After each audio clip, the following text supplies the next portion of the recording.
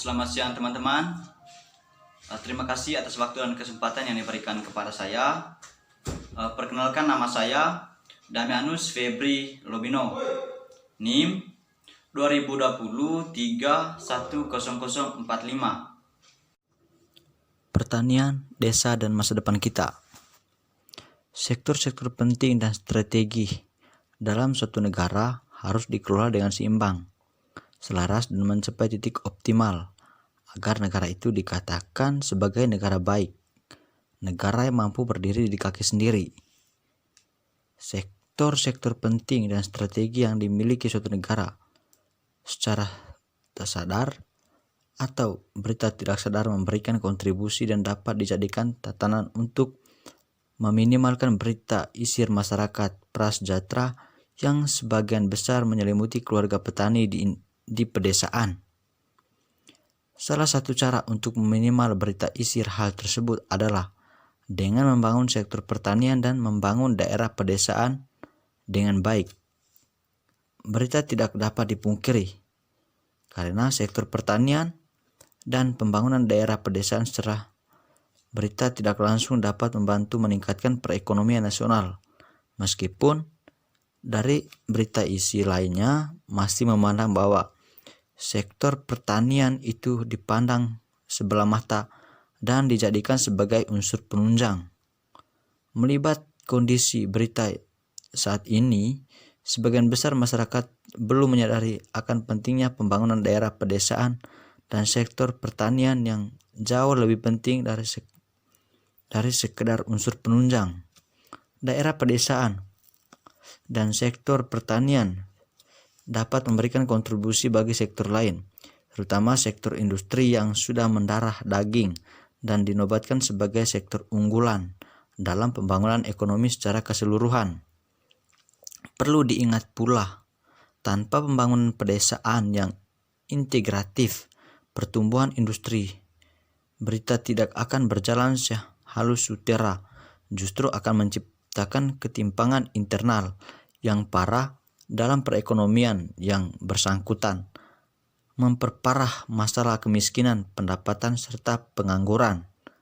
Tentunya pemanfaatan sektor pertanian pun harus dilakukan berita isen mungkin, sehingga nantinya sektor pertanian menghasilkan output yang berkualitas baik untuk memenuhi kebutuhan pangan dalam negeri. Dalam pembangunan, sektor pertanian sangat berpengaruh terhadap kondisi berita ini di daerah pedesaan dalam hal pendapatan real yang dapat menopang pembangunan di daerah pedesaan.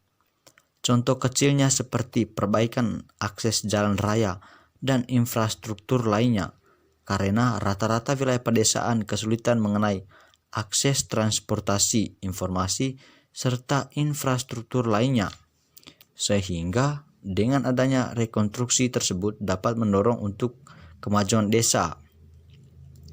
Apabila transformasi pertanian dan lingkungan pedesaan dapat terlaksana dengan baik, maka perekonomian nasional akan meningkat. Namun, sangat miris sekali apabila transformasi pertanian dan lingkungan pedesaan berita tidak terlaksanakan, karena lebih dari 2/3 penduduk termiskin di dunia menetap di wilayah yang sumber pengetahuannya atau kehidupannya pokoknya berasal dari pola pertanian subsistem, dan tak bisa terbayangkan masa depan kita nantinya dibombardir teori berita ISIS Barat bahwa pembangunan perekonomian dengan cara mengubah pertanian agraris menjadi pertanian industri. Padahal tanpa kita sadari, diubahnya perekonomian agraris menjadi perekonomian industri berdampak pada meningkatnya angka pengangguran, minimnya lapangan kerja,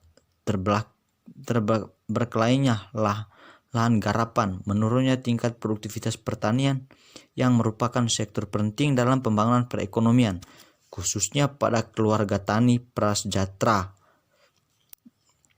Petani usia produktif kerja yang disebabkan oleh daya tarik terhadap sektor pertanian berkurang atau gengsi, serta jaratan kapitalisme secara langsung atau buruh pabrik yang diiming-iming dengan penghasilan lebih besar dibanding bertumpu pada sektor pertanian.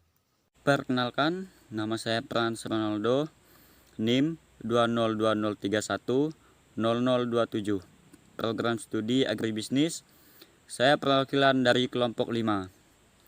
Di sini saya akan menjelaskan secara singkat proses produksi pertanian dari hulu hingga ke hilir.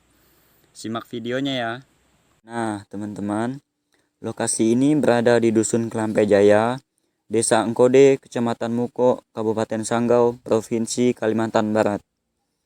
Sebelumnya, saya akan menjelaskan terlebih dahulu apa itu proses produksi dari hulu ke hilir. Proses produksi dari hulu yaitu proses yang kegiatannya hanya mengolah bahan-bahan mentah menjadi bahan setengah jadi.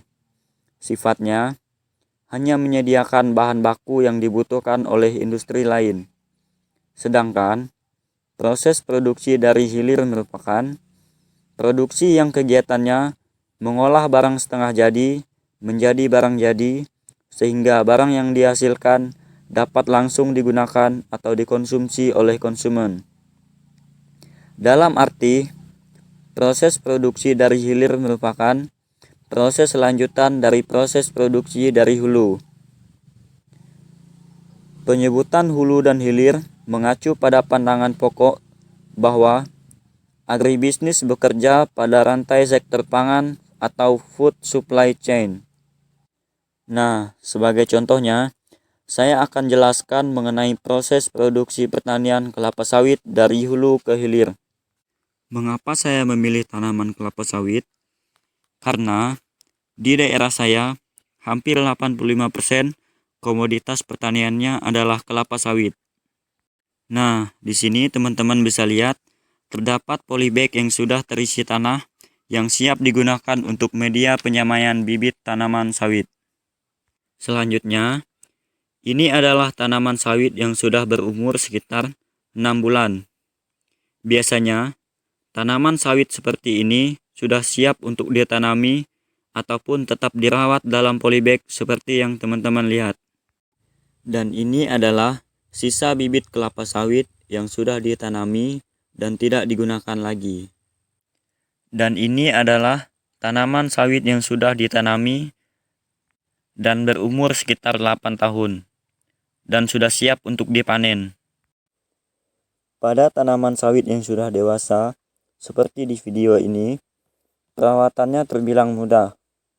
Dan selanjutnya, ini adalah hasil produksi dari tanaman kelapa sawit. Setelah dipanen, biasanya petani langsung menjual hasil perkebunannya kepada pengepul yang selanjutnya akan dijual ke pabrik untuk diolah menjadi berbagai macam bahan seperti minyak goreng dan lain-lain.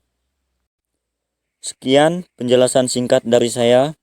Mohon maaf jika adanya salah kata atau kurangnya penjelasan serta objek dalam video. Akhir kata, saya ucapkan terima kasih. Perkenalkan, nama saya Verena Fiantika, NIM 2020310029. Di sini saya akan menjelaskan tentang peluang dan potensi pertanian di Indonesia. Saat ini, Indonesia mempunyai potensi dan peluang yang sangat besar dalam mengembangkan pertanian, bahkan bisa menjadi leading sektor dalam pembangunan nasional. Bukan saja karena sejak dulu Indonesia juga disebut sebagai negara agraris, negara yang sebagian besar aktivitas ekonominya terkait dengan dunia pertanian, tetapi ini bisa dilihat dari struktur ekonomi yang terbentuk. Setidaknya saat ini misalnya, dalam struktur pembentukan pendapatan nasional, sektor pertanian menyumbang sekitar 40% nilai tambah dalam perekonomian nasional. Tentu ini sangat besar dan masih menjadi tumpuan perekonomian nasional. Selain itu, sektor pertanian juga mampu menyerap tenaga kerja sekitar 70% dari total penyerapan tenaga kerja nasional. Tentu saja ini sebuah angka yang sangat besar dan menunjukkan bahwa sektor perekonomian bisa menjadi sumber dalam mengatasi pengangguran. Sektor pertanian juga berperan dalam penyediaan pangan masyarakat. Keberhasilan dalam pemenuhan kebutuhan pangan pokok beras telah berperan secara strategis dalam penciptaan ketahanan pangan nasional yang sangat erat kaitannya dengan ketahanan sosial, stabilitas ekonomi, stabilitas politik, dan keamanan atau ketahanan nasional.